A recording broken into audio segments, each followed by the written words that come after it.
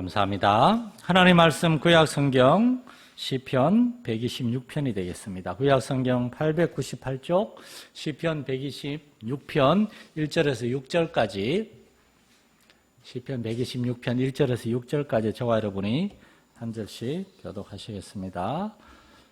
한 절씩 읽겠습니다. 시편 126편 1절에서 6절입니다. 여호와께서 시온의 포로를 돌려보내실 때에 우리는 꿈꾸는 것 같았도다.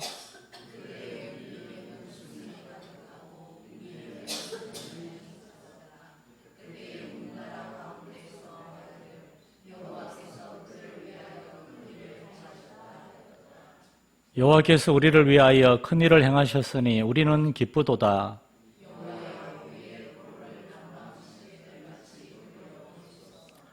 눈물을 흘리며 씨를 뿌리는 자는 기쁨으로 거두리로다.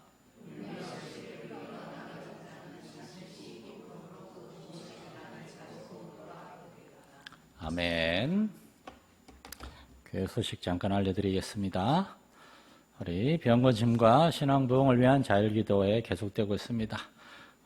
이번 주, 다음 주 월화수에는 우리 젊은이 축부 주간 말씀 사경인데 어른들도 많이 나오셔서 은혜 받으시면 좋겠어요. 우리 디모데하고 바울성교 다 합쳐봐야 뭐 몇 명 안 됩니다. 교회 나오는 친구들이. 어른들도 오셔서 함께 은혜 받으시면 좋겠고, 이 성교사님은 토요일 날 내려오셔서 주일날 같이 예배 드리고 월화수 이렇게 저녁에 말씀을 전하고 목요일 아침에 가실 거예요. 가족들이 다 내려왔다가 월요일 날 애들이 방학을 끝나가지고 애들은 올라가고 사모님하고 송교사님만 남아있을 겁니다. 그래서 주말에는 돌담집에 좀 계시다가 오라수 이 근처에 가까운 데 계실 건데, 혹시나 이제 식사 대접하기 원하시는 분들은 저한테 연락 주시면 식사 스케줄을 잡도록 하겠습니다. 우리 권은주 송교사님 구약학 좀 있으면 박사가 될 겁니다. 구약학으로 박사가 얼마 안 있으면 박사가 될 분입니다. 아주 공부를 되게 잘한 분이에요. 이렇게 우리 교단의 차준희 교수님이라고 제일 유명한 구약학자가 교수를 만들려고 했는데, 이분이 교수할 사람은 많은데 선교사 할 사람 별로 없으니까 난 간다 그러고, 자기가 짐 엘리엇도 아닌데 그렇게 말하는 대단한 분입니다. 설교 저도 기대가 큽니다. 우리 많은 참가 바라겠습니다. 그리고 이번 주 토요일 날은 최재호 집사 데클라 자매의 혼인 예배가 있습니다. 이 성도들을 초대 못한 거 되게 미안해하고 생각하고 있습니다. 스몰 웨딩으로 예배만 드립니다. 여러분 많은 기도 이렇게 축복 부탁드리겠습니다.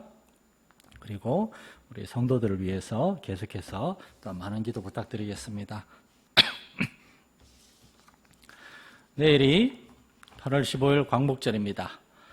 어떻게 정한 것도 아닌데 시편 126편 이스라엘 백성들의 독립, 포로 생활에서 자유를 얻은 그를 기념하는 시편이 126편인데 이게 광복절 전날 딱 걸렸어요. 그래서 어제 오늘 말씀을 준비하면서 저는 굉장히 즐거웠습니다. 제가 좋아하는 이스라엘의 역사, 우리 한국의 역사 막 흩어보면서 정말 이렇게 하나님의 은혜가 임했구나. 여러분 먼저 한번 질문을 들어볼게요. 왜 우리는 광복절이라고 할까요? 왜 다른 나라들은 인디펜던트 데이라고 독립기념일이라 그러는데 우리나라는 광복절이라 그럽니다. 그래서 그 이유를 찾아보니까 광복이라는 말이 원래 광복구물이라고 하는 한자어에서 나왔는데 옛것을 명예롭게 다시 회복시킨다 그런 뜻이 있더라고요. 왜냐하면은 이 1945년 8월 15일은 우리나라가 원래 자유 독립 국가였는데 일본에 의해서 억압을 받다가 다시 그러한 자유와 주권을 그 명예를 회복한 날이기 때문에 옛날에 그 명예와 영광을 회복하는 날이라고 광복구물의 날, 그걸 줄여가지고 광복의 날, 광복절이 됐다 그래요. 저는 이런 광복, 그래서 이제 이게 빛광자와 회복할 회계인데 빛을 다시 회복한다, 명예를 회복한다 말인데 그 말이 너무 이렇게 좋아요. 그래서 실제로 사람들 이름 중에도 광복이들이 종종 있습니다. 광복이들이. 저는 우리나라의 광복절과 이 일제 식민 생활을 생각할 때마다 정말 하나님의 놀라운 주권과 섭리가 있음을 깨닫게 됩니다. 제가 얘기를 여러 번 나눈 적이 있는데 아마 여러분 많이 잊어버렸을 수도 있고 또 오늘 처음 듣는 분들도 있을 수 있으니까 우리나라 역사에 나타난 하나님의 놀라운 주권과 섭리에 대해서 잠깐 좀 다시 소개하고 싶습니다. 1910년에 일본이 우리나라를 한일 합병을 했습니다. 그래서 우리는 주권을 잃고 일본의 식민지가 돼요. 우리나라는 그 즉시 의병 활동과 독립운동을 계속했습니다. 그런데 이 아주 간교한 일본은 지금 일본 말고 옛날 일본 제국주의는 미국과 중국과 러시아와 유럽의 열강들과 조약을 맺어서 당신들도 식민지 있지 않냐. 뭐 실제로 미국이나 뭐 영국, 프랑스 다 식민지가 있으니까요. 우리도 요 가까운 데 식민지 한 만들었다.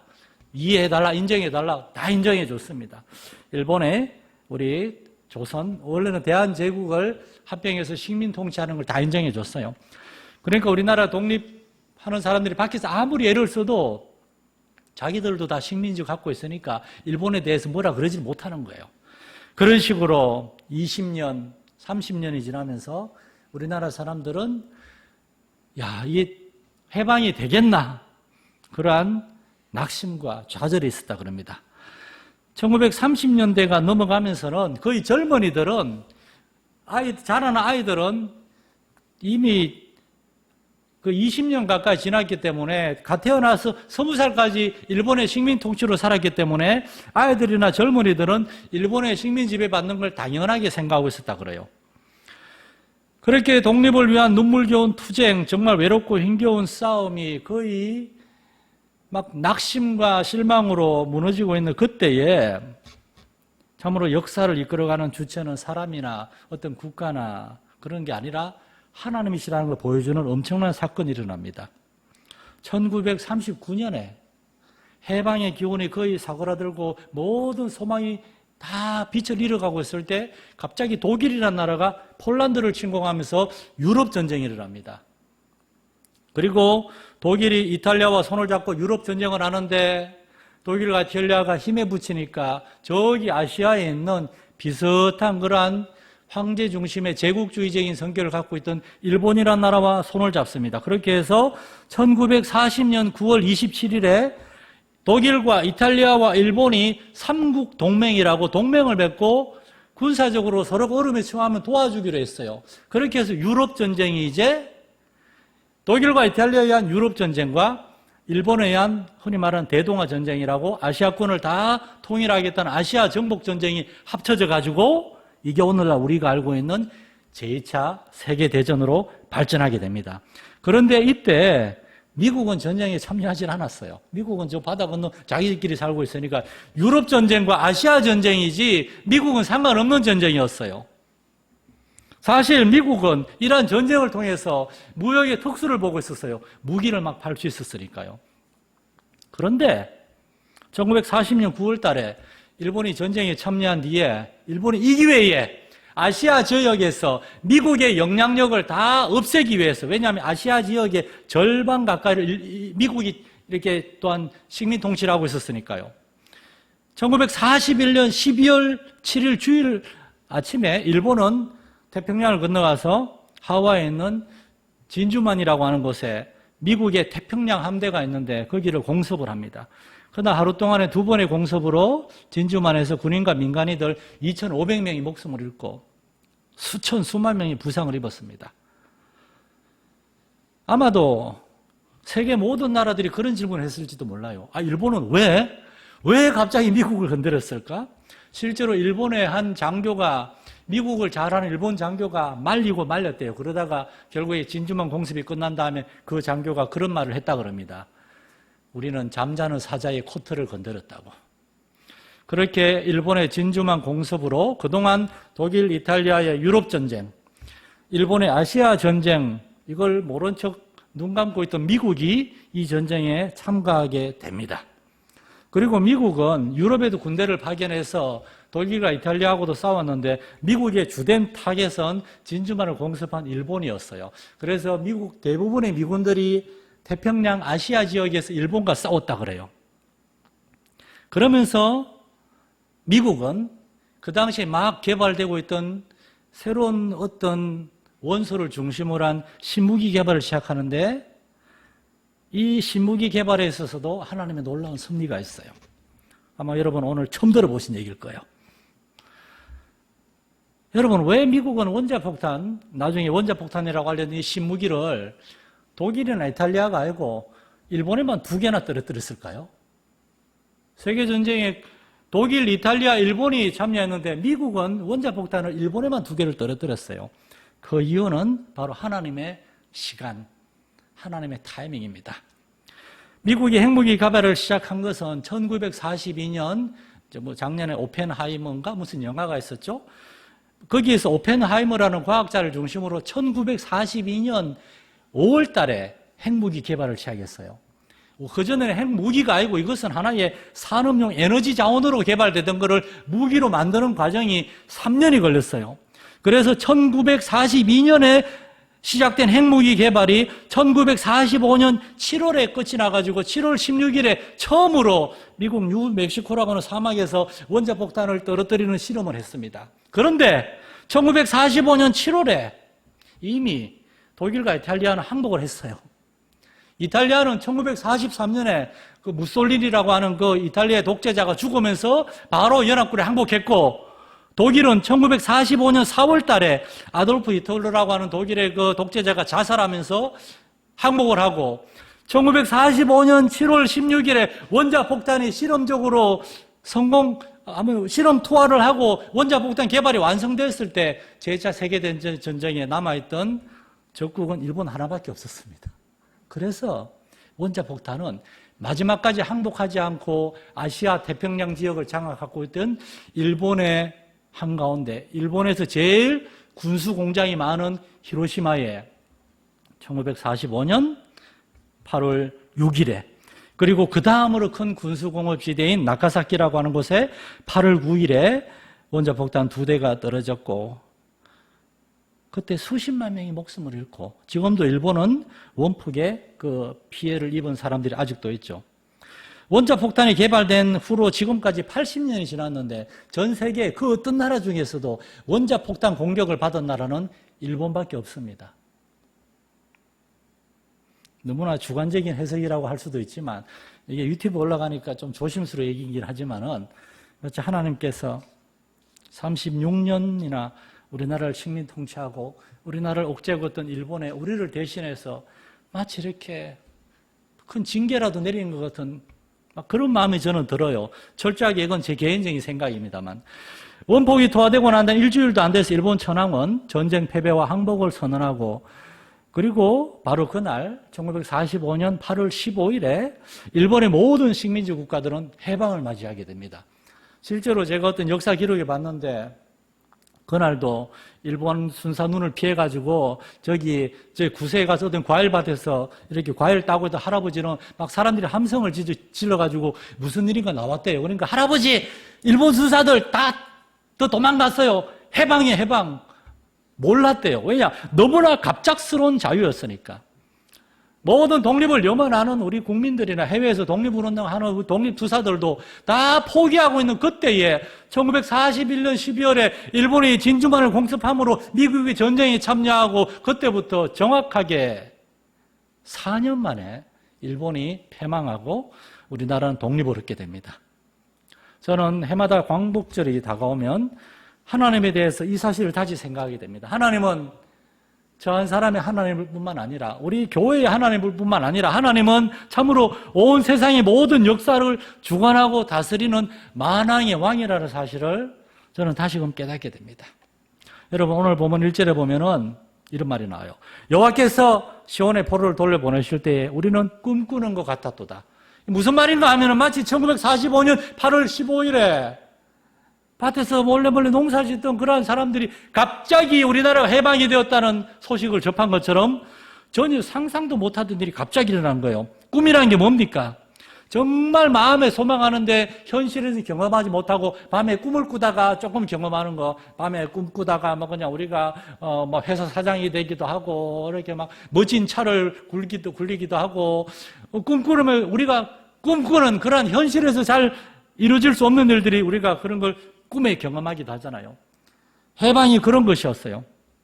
이스라엘 백성들도 아수르에 의해서 북왕국이 망한 지 220년이 지났고 바벨론에서 남왕국 유다가 망한 지 70년이 지났어요. 우리나라가 일제에 횟수로는 35년, 만으로는 35년, 이제 연도로 따지면 36년 동안 식민 통치를 받았는데 이스라엘은 그 2배의 식민지 통치를 받았으니 이스라엘 사람들은 하나님께 대한 믿음과 해방될 것이라는 모든 소망을 다 잃어버리고 있었어요.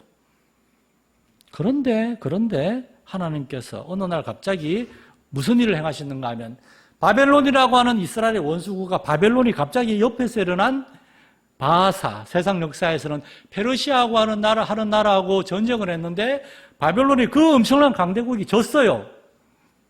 바벨론 왕 벨사살은 그날 밤에 죽임을 당하고 다니엘서에 나오잖아요.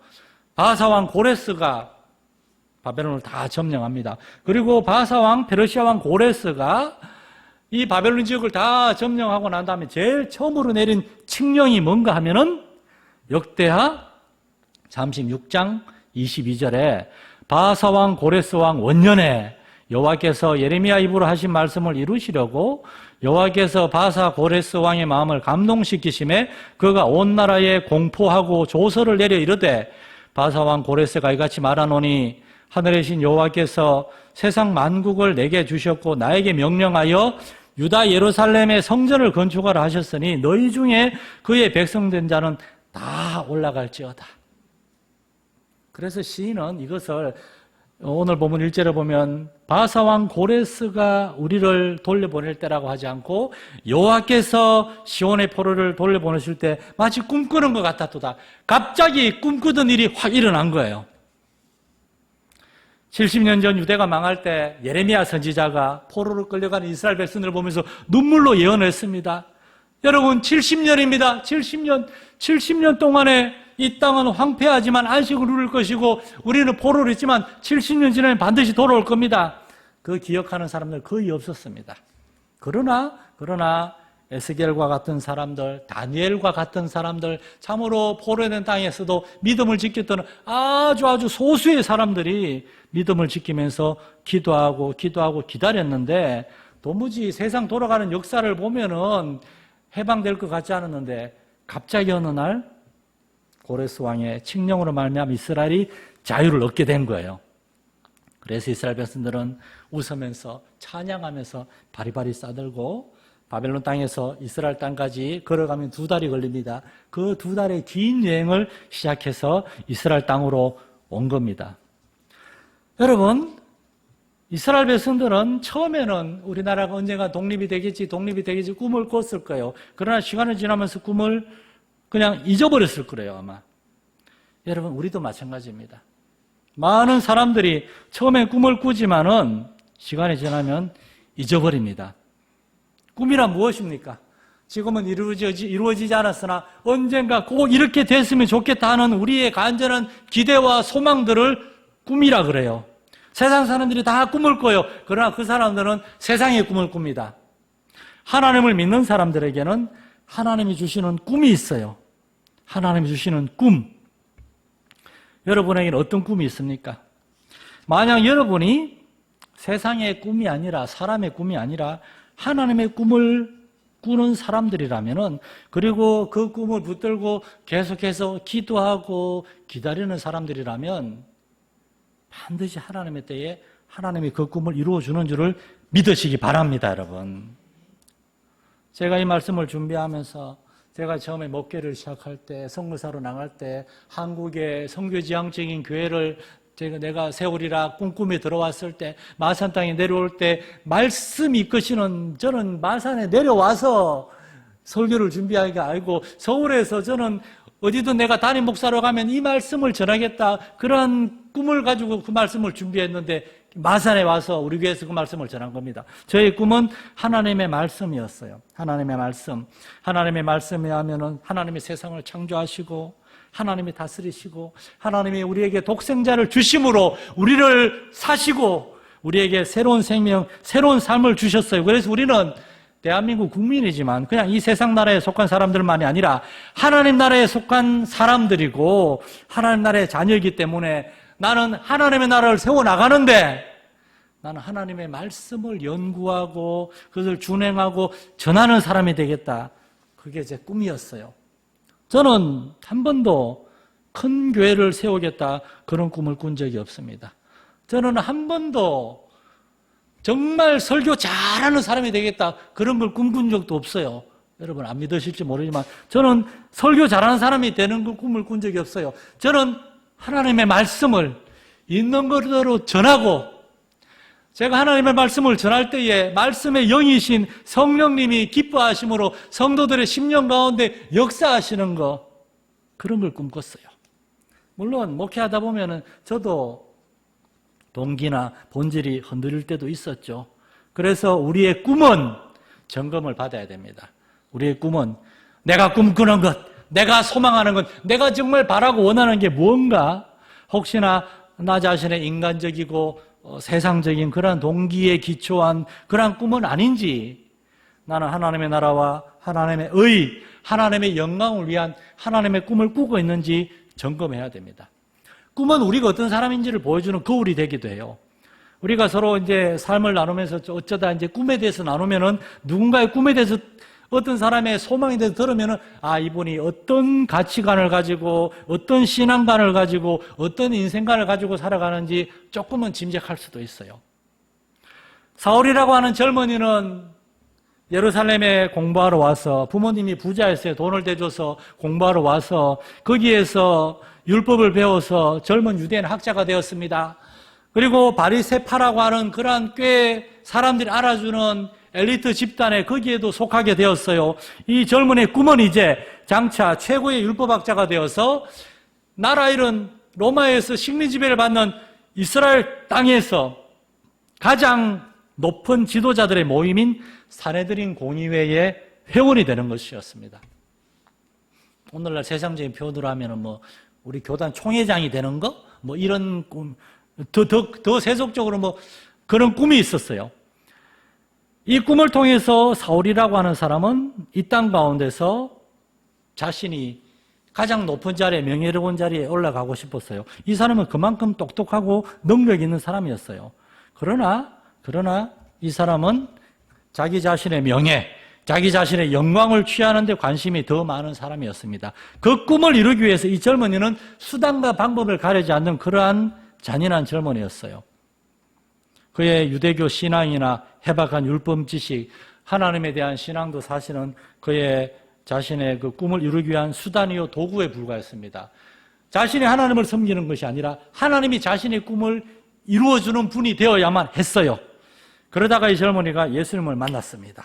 그리고 그의 꿈이 변화되었어요.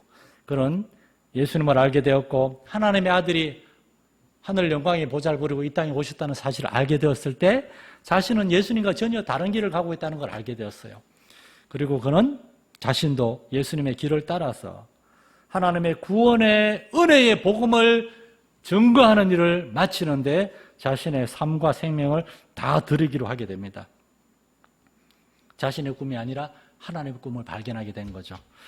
오늘 본문에 보면은 5절 6절에 눈물을 흘리며 씨를 뿌리는 자는 기쁨으로 거두리로다. 울며 씨를 뿌리러 나가는 자는 반드시 기쁨으로 그 곡식단을 가지고 돌아오리로다 얘기합니다. 바벨론 땅에 포로로 살면서 아무리 열심히 농사를 지어도 바벨론 사람들이 다 뺏어갑니다. 남은 게 거의 없어요. 일하러 가는데 의욕이 없어요. 일해봐야 다 뺏기니까 울면서 하나님이 언제까지입니까? 그러며 가는 거예요. 그런데 하나님의 꿈을 꾸는 사람, 그러나 언젠가는 하나님이 우리에게 자유를 주실 것이다. 언젠가는 내 땅에서 농사를 짓고 언젠가는 내가 그 소출을 마음껏 얻게 될 때가 있을 것이다. 그런 꿈을 꾸면서 눈물을 흘리고 고통스럽고 정말 괴롭고 억울하고 답답하고 그래도 나가서 농사를 짓는 사람들, 그들은 소출을 얻게 된다고 합니다. 그러다가 마침내 어느 날 이 엄청난 소식이 들려온 겁니다. 이스라엘은 다 자기 땅으로 돌아가서 자기 땅에 농사를 짓고 자기 땅의 소출을 먹고 자기 땅의 소출로 하나님을 경배하라. 그래서 이스라엘 사람들은 고향으로 돌아갑니다. 그리고 그들은 열심히 일해서 열심히 일한 열매를 자기가 가지고 그걸 가지고 하나님께 감사의 제사를 올려드리고 그 소출로 다른 가난하고 병든 자들을 연약한 자 도와줄 수 있는 그러한 풍성한 삶도 살 수 있고, 하나님을 위하여 그저 너무나 적어가지고 자기 자신밖에 생각할 겨를이 없었는데 이제는 하나님의 은혜로 그 풍성함을 가지고 다른 사람에게 나누고 베푸는 삶을 살 수가 있고, 마침내 하나님께서 우리의 눈물의 기도에 응답하셨고 우리의 꿈을 이루어 주셨구나 하는 것을 깨닫게 될 때가 온다는 겁니다. 여러분, 이스라엘 백성들이 바벨론에 포로를 했을 때, 우리의 선조들이 일제 식민 통치하였을 때 모든 소망을 잃고 독립은 무슨 놈의 독립이야, 일본하고 친하게 지내자, 친일파가 될 수도 있었고, 하나님께 백날 기도해봐야 독립은커녕 하나님 도대체 살아계신 겁니까? 하나님 원망하고 믿음을 버린 사람들도 많았을 거예요. 신사 참배하고 이름 다 바꾸고 일본하고 그렇게 짝짝꿍이 되어 살았던 사람들도 많았을 거예요. 그러나 그 중에서는 세상의 역사를 주관하시는 분은 하나님심을 믿고 포기하지 않고 기도하며 기다리는 사람들도 있었을 겁니다. 지금도 마찬가지입니다. 오랫동안 기도했는데 응답이 없어요. 예수 안 믿는 사람들은 별 문제도 없어 보는데, 믿음을 지키면서 신실하게 주님을 섬겼던 목회자들, 정말 성도님들, 그러한 사람들 어려움을 당하고 교회도 어려움을 당하고, 하나님 어떻게 된 겁니까? 어떻게 된 겁니까? 네.